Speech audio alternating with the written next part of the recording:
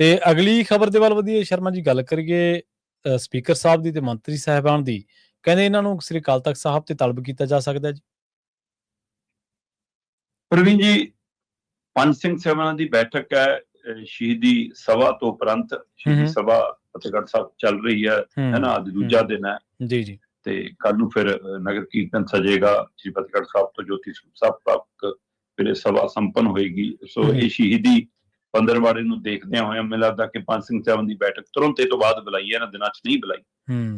ਸੋ ਉਹਦੇ ਪਿੱਛੇ ਬਾਕੀ ਤਾਂ ਜਿਹੜੀਆਂ ਕੁਝ ਮਸਲੇ ਆਏ ਹੁੰਦੇ ਨੇ ਸਿੰਘ ਸਾਹਿਬ ਕੋਲ, ਉਹਨਾਂ ਦੇ ਉੱਤੇ ਨਜ਼ਰਸਾਨੀ ਹੁੰਦੀ ਹੈ, ਪਰ ਮੁੱਖ ਤੌਰ ਤੇ ਮੰਨਿਆ ਜਾ ਰਿਹਾ ਕਿ ਜਿਹੜੀ 328 ਲਾਪਤਾ ਪਾਵਨ ਸਰੂਪ ਦੇ ਮਾਮਲੇ 'ਚ FIR ਤੇ FIR ਤੋਂ ਬਾਅਦ ਹੁਣ ਸਿੱਟ, ਉਸ ਨੂੰ ਲੈ ਕੇ ਜਿਹੜਾ ਸ਼੍ਰੋਮਣੀ ਕਮੇਟੀ ਨੇ ਇਤਰਾਜ਼ ਜਤਾਇਆ ਸੀ, ਆਪਣੀ ਅੰਤਰਿਮ ਕਮੇਟੀ ਦੀ ਬੈਠਕ ਬੁਲਾ ਕੇ ਵੀ ਕਿਹਾ ਸੀ ਕਿ ਪੰਥ 'ਚ, ਕੌਮ 'ਚ, ਧਰਮ 'ਚ, ਧਾਰਮਿਕ ਮਾਮਲਿਆਂ 'ਚ, SGPC ਦੇ ਕੰਮਾਂ 'ਚ ਇਹ ਦਖਲਅੰਦਾਜ਼ੀ ਆ। ਉਸ ਨੂੰ ਦੇਖਦਿਆਂ ਹੋਇਆ ਕਿ ਕੀ ਉਹਨਾਂ ਦੇ ਇਸ ਰੋਸੇ ਨੂੰ ਜਾਂ ਇਸ ਸ਼ਿਕਾਇਤ ਨੂੰ ਆਧਾਰ ਬਣਾ ਕੇ ਪੰਜ ਸਿੰਘ ਸਾਹਿਬਾਨ ਦੀ ਬੈਠਕ 'ਚ ਕੋਈ ਵੱਡਾ ਫੈਸਲਾ ਹੋ ਸਕਦਾ। ਸਹੀ ਹੈ, ਕਿਉਂਕਿ ਇਹਦੇ ਵਿੱਚ ਕੋਈ ਦੋ ਰਾਏ ਨਹੀਂ ਕਿ ਅਕਾਲ ਤਖ਼ਤ ਸਾਹਿਬ ਸਰਵਉੱਚ ਹੈ, ਔਰ ਸਿੱਖ ਪਰੰਪਰਾਵਾਂ ਦੇ ਲਈ ਜਦੋਂ ਵੀ ਕੋਈ ਮਸਲਾ ਆਵੇ ਤਾਂ ਸਭ ਤੋਂ ਪਹਿਲਾਂ ਉਧਰ ਦੇਖਿਆ ਜਾਂਦਾ ਹੈ। ਪਰ ਲੰਮੇ ਸਮੇਂ ਤੋਂ ਜਿਵੇਂ ਜਥੇਦਾਰ ਸਾਹਿਬਾਨ ਇੱਕ ਧਿਰ ਦੇ ਪੱਖ 'ਚ ਬੋਲਣ ਦੀ ਕਵਾਇਦ ਕਰਦੇ ਨੇ, ਜਾਂ ਜਿਹੜਾ ਨਹੀਂ ਬੋਲਦਾ ਉਹਨੂੰ ਹਟਾਉਣ ਦਾ, ਉਹਨੂੰ ਲਾਉਣ ਦਾ, ਉਹਨੂੰ ਬਦਲਣ ਦੀ ਮਤਲਬ ਇੱਕ ਨਵਾਂ ਰਾਹ ਕੱਢਿਆ। ਉਹਦੇ ਵਿੱਚੋਂ ਇਹ ਵੀ ਮੰਨਿਆ ਜਾ ਰਿਹਾ ਕਿ ਕੀ ਇਹ ਨਿਰੋਲ ਇਸ ਮਸਲੇ ਨੂੰ ਬਚਿਆ ਜਾਊਗਾ ਜਾਂ ਨਾਲ ਰਾਜਨੀਤੀ ਵੀ ਕੀਤੀ ਜਾਊਗੀ। ਦੇਖੋ, ਪਿਛਲੇ ਦਿਨਾਂ ਦੇ ਵਿੱਚ 2 ਦਸੰਬਰ ਵਾਲੇ ਫੈਸਲੇ ਸਭ ਨੂੰ ਚੇਤੇ ਹੁੰਦਾ, ਸਾਲ ਬੀਤ ਗਿਆ ਅਜੇ ਤੱਕ ਉਹ ਮਾਮਲਾ ਉੱਥੇ ਖੜਾ ਹੈ ਕਿ ਜੀ ਤੁਸੀਂ ਧਾਰਮਿਕ ਸਜ਼ਾ ਪੂਰੀ ਕੀਤੀ, ਪਰ ਜਿਹੜੀ ਰਾਜਨੀਤਿਕ ਤੌਰ ਤੇ ਸਜ਼ਾ ਲੱਗੀ ਤੁਸੀਂ ਉਹ ਤੋਂ ਕਿਨਾਰਾ ਕਰ ਗਏ। ਸਹੀ, ਤੁਸੀਂ ਮੁੜ ਉਸੇ ਤਰੀਕੇ ਨਾਲ ਪੈ ਗਏ ਤੇ ਉਹਦੇ ਤੇ ਜਥੇਦਾਰ ਸਾਹਿਬ, ਮੌਜੂਦਾ ਜਥੇਦਾਰ ਸਾਹਿਬ ਨੇ ਕਦੇ ਉਂਗਲ ਨਹੀਂ ਧਰੀ।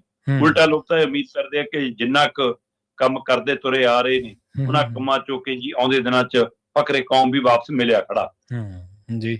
ਚਲੋ, ਪਰ ਦੂਸਰੇ ਪਾਸੇ ਸਰਕਾਰ ਵੱਲੋਂ ਜਿਵੇਂ 350 ਸਾਲਾ ਸ਼੍ਰੀ ਗੁਰੂ ਤੇਗ ਬਹਾਦਰ ਜੀ ਦੇ ਸ਼ਹੀਦੀ ਪੁਰਬ ਨੂੰ ਲੈ ਕੇ ਭਾਸ਼ਾ ਵਿਭਾਗ ਦੇ ਸਮਾਗਮ 'ਚ ਜੋ ਹੁਣਤਾਈਆਂ ਹੋਈਆਂ, ਜੋ ਕਤਾਈਆਂ ਹੋਈਆਂ, ਉਸ ਮਾਮਲੇ ਦੇ ਵਿੱਚ ਸਿੱਖਿਆ ਮੰਤਰੀ ਹਰਜੋਤ ਬੈਂਸ ਤੇ ਭਾਸ਼ਾ ਵਿਭਾਗ ਦੇ ਡਾਇਰੈਕਟਰ ਜਸਵੰਤ ਜਫਰ ਹੋਰਾਂ ਨੂੰ ਤਲਬ ਕੀਤਾ ਗਿਆ, ਕਿਉਂਕਿ ਉਹ ਸਿੱਖੀ ਸਰੂਪ 'ਚ ਤਾਂ ਹੈਗੇ ਨੇ ਨਾ।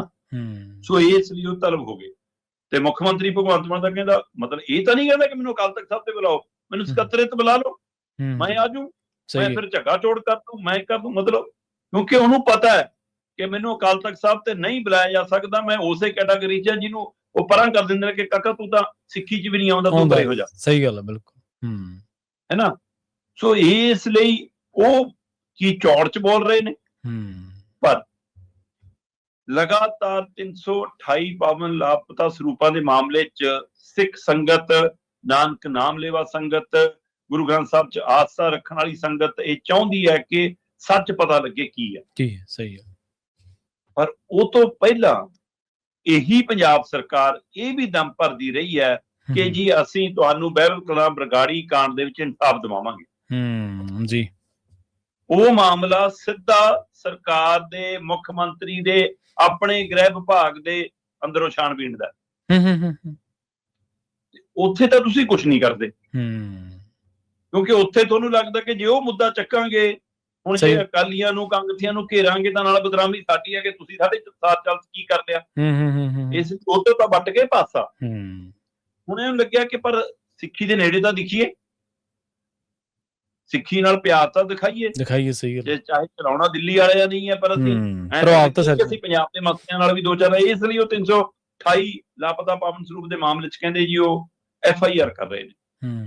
ਤੇ ਜੇ ਸੱਚਮੁੱਚ FIR ਹੋਣੀ ਸੀ ਤੇ ਜੇ ਭਾਈ ਬਡਾਲਾ ਸਾਹਿਬ ਹੋਰੀ ਧਰਨਾ ਲਾ ਕੇ ਬੈਠੇ ਸੀ ਤੇ ਮੰਤਰੀ ਸਾਹਿਬ, ਸਪੀਕਰ ਸਾਹਿਬ, MLA ਸਾਹਿਬ ਉਹ ਵੀ ਪਛਾਣ ਕਿਉਂ ਭੇਜੋ ਜਿਹੜੇ ਸਿੱਖੀ ਬਾਣੇ ਵਾਲੇ ਨੇ, ਸਿੱਖੀ ਰੂਪ ਵਾਲੇ ਨੇ, ਸਿੱਖੀ ਸਰੂਪ ਵਾਲੇ ਨੇ। ਫਿਰ ਸਰਕਾਰ ਥੋੜਾ ਗਈ, ਫਿਰ ਤੁਸੀਂ ਉਸ ਤਰੀਕਾ ਕਰਨ ਨਾਲ ਗਏ, ਚਿਹਰਾ ਵੀ ਧਿਆਨ 'ਚ ਰੱਖ ਕੇ ਤੁਸੀਂ ਉੱਥੇ ਉਹ ਗਏ। ਤੇ ਫਿਰ ਜਦੋਂ ਸੱਚਮੁੱਚ ਤੁਸੀਂ ਉਸ ਧਰਨੇ ਦੇ ਹੱਕ 'ਚ ਸੀਗੇ ਕਿ ਉਹ ਸਹੀ ਹੈ, ਤੇ ਫਿਰ ਤੁਸੀਂ ਧਰਨੇ 'ਚ ਸ਼ਾਮਲ ਹੋਣਾ ਸੀ। ਤੁਸੀਂ ਉੱਥੋਂ ਪੁਲਿਸ ਨੂੰ ਹੁਕਮ ਥੋੜਾ ਦੇਣਾ ਸੀ। ਤੁਸੀਂ ਇਹ ਕਹਿੰਦੇ ਕਿ ਅਸੀਂ ਧਰਨੇ 'ਚ ਆਏ ਹਾਂ ਜੀ, ਕਾਨੂੰਨ ਆਪਣੀ ਕਾਰਵਾਈ ਕਰੇ, ਚਾਹੇ ਤੁਸੀਂ ਉਹ ਕਰਾਉਣੀ ਸੀ। ਜੀ, ਸਹੀ ਹੈ। ਪਰ ਤੁਸੀਂ ਉੱਥੋਂ ਤਾਂ ਇਹ ਦਿਖਾਇਆ ਨਾ ਕਿ ਅਸੀਂ ਥਾਣੇਦਾਰ ਨੂੰ ਜਿਹਨੂੰ ਕਹਾਂਗੇ ਉਹਦੇ ਬਾਰੇ ਪਰਚਾ ਹੁੰਦਾ ਹੈ। ਥਾਣੇਦਾਰ ਆਪਣੀ ਸਮਝ ਆਪਣਾ ਵਿਵੇਕ ਦੀ ਨਹੀਂ ਵਰਤੋਂ ਕਰਦਾ। ਸਹੀ ਹੈ, ਬਿਲਕੁਲ।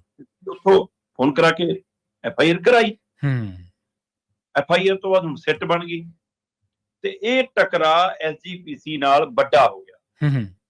ਜੇ SGPC ਨੇ ਸੱਚਮੁੱਚ ਜਿਹੜੇ ਉਹ ਕਹਿੰਦੀ ਹੈ ਕਿ ਜੀ ਅਸੀਂ ਤਾਂ ਕੰਮ ਕਰਤਾ, 16 ਬੰਦੇ ਜੀ ਆ ਜੀ ਕੱਢਤੇ ਜੀ, ਇਹ ਹਟਾਤੇ ਜੀ, ਇਹ ਤਾਂ ਜੀ ਤਕਨੀਕੀ ਦਸਤਾਵੇਜ਼ੀ ਗਲਤੀ ਸੀ ਜੀ, ਇਹ ਤਾਂ ਭੇਟਾ ਲੈਣ ਦੀ ਗਲਤੀ ਸੀ ਜੀ, ਸਰੂਪ ਲਾਪਤਾ ਨਹੀਂ ਹੈਗੇ। ਜੇ ਸੰਗਤ ਨੂੰ ਤੁਸੀਂ ਯਕੀਨ ਦਿਵਾਇਆ ਹੁੰਦਾ ਔਰ ਇਹ ਭਰੋਸਾ ਬਣਿਆ ਹੁੰਦਾ ਕਿ ਮਾਮਲਾ ਨਿਬੜ ਗਿਆ ਤਾਂ ਅੱਜ ਸਰਕਾਰ ਨੂੰ ਦਖਲ ਦੇਣ ਦੀ ਨੌਬਤ ਨਾ ਆਉਂਦੀ ਜੀ। ਹੁਣ ਨੌਬਤ ਆ ਗਈ, ਅਗਲੇ ਨੇ FIR ਕਰਤੀ, SIR ਬਣਾਤੀ, SIT ਬਣਾਤੀ, ਸਿੱਟ ਬਣ ਗਈ ਤੇ ਉਹਨਾਂ ਨੇ ਜੀ ਆਪਣੀ ਕਾਰਵਾਈ ਵਿੱਢ ਲਈ। ਹੁਣ SGPC ਇਤਰਾਜ਼ ਪ੍ਰਗਟਾ ਚੁੱਕੀ ਹੈ, ਤੋਂ ਅੱਗੇ ਕੀ ਜੀ? ਕੀ ਹੁਣ ਜਥੇਦਾਰ ਸਾਹਿਬ ਨੂੰ ਇਸ ਦੇ ਵਿੱਚ ਹਥਿਆਰ ਵਜੋਂ ਵਰਤਿਆ ਜਾਊਗਾ ਜਾਂ ਜਥੇਦਾਰ ਸਾਹਿਬਾਨ ਸੱਚਮੁੱਚ ਸਿਧਾਂਤਾਂ ਅਨੁਸਾਰ ਦੇਖਦੇ ਹੋਏ ਇਹ ਮੰਨਣਗੇ ਕਿ ਵੀ ਇਹ ਸਰਕਾਰ ਦੀ ਦਖਲਅੰਦਾਜ਼ੀ ਹੈ ਤੇ ਗਲਤ ਤਰੀਕਾ ਕਰ, ਤੇ ਜੇ ਇਹ ਮੰਨਿਆ ਗਿਆ ਤਾਂ ਫਿਰ ਜਿੰਨੇ ਉੱਥੇ ਉਸ ਦਿਨ ਸ਼ਾਮਲ ਹੋਏ ਸਰਕਾਰੀ ਨੁਮਾਇੰਦੇ, ਖਾਸ ਕਰਕੇ ਉਹਨਾਂ ਚ ਹਰਜੋਤ ਬੈਂਸ ਤੇ ਕੁਲਤਾਰ ਸਿੰਘ ਸੰਧਵਾਂ, ਕੀ ਇਹ ਆਉਂਦੇ ਦਿਨਾਂ ਚ ਫਿਰ ਅਕਾਲ ਤਖਤ ਸਾਹਿਬ ਤੇ ਤਲਬ ਹੋਣਗੇ? ਕਿਉਂਕਿ ਪਹਿਲਾਂ ਜਿਹੜਾ ਆਪਾਂ ਭਾਸ਼ਾ ਵਿਭਾਗ ਦਾ ਗੱਲ ਕਰ ਚੁੱਕੇ ਹਾਂ ਉਹ ਚ ਤਲਬ ਹੋ ਕੇ ਉਹਨਾਂ ਨੇ ਸੇਵਾ ਲਵਾਈ ਤੇ ਬੜੀ ਨਿਮਰਤਾ ਨਾਲ ਨਿਭਾਈ ਹੈ। ਸਹੀ ਹੈ। ਤਾਂ ਹੁਣ ਫਿਰ ਸੰਗਤ ਨੂੰ ਪ੍ਰਵਾਨ ਹੋਊਗਾ ਕਿ ਵੀ ਸੰਗਤ ਨੂੰ ਕੀ FIR ਪ੍ਰਵਾਨ ਹੈ ਕਿ ਇਹ ਪ੍ਰਵਾਨ ਹੈ, ਇਹ ਵੀ ਦੇਖਣ ਵਾਲੀ ਗੱਲ ਹੈ। ਜਾਂ ਇੱਥੇ ਧੜਿਆਂ ਚ ਵੰਡੇ ਜਾਣਗੇ ਤੇ ਟਕਰਾਅ ਹੋਊਗਾ ਤੇ ਟਕਰਾਅ ਚੋਂ ਰਾਜਨੀਤਿਕ ਧਿਰਾਂ ਨੂੰ ਫਾਇਦਾ ਹੁੰਦਾ। ਸਹੀ ਗੱਲ ਹੈ, ਬਿਲਕੁਲ। ਸੋ ਇਸ ਲਈ ਇਹ ਫਿਕਰਮੰਦੀ ਵਾਲੀ ਸਥਿਤੀ ਖੜੀ ਹੈ ਤੇ ਉਹਦੇ ਵਿੱਚੋਂ ਕੁਝ ਇਹ ਕਨਫਰਮ ਮਿਲਣ ਲੱਗੀਆਂ ਨੇ ਕਿ 22 ਤਰੀਕ ਨੂੰ ਜਦੋਂ ਪੰਜ ਸਿੰਘ ਸਾਹਿਬਾਨ ਦੀ ਬੈਠਕ ਹੋਊਗੀ ਉਹਦੇ ਵਿੱਚ ਕੁਝ ਅਜਿਹਾ ਫੈਸਲਾ ਵੀ ਹੋ ਸਕਦਾ ਜੀ।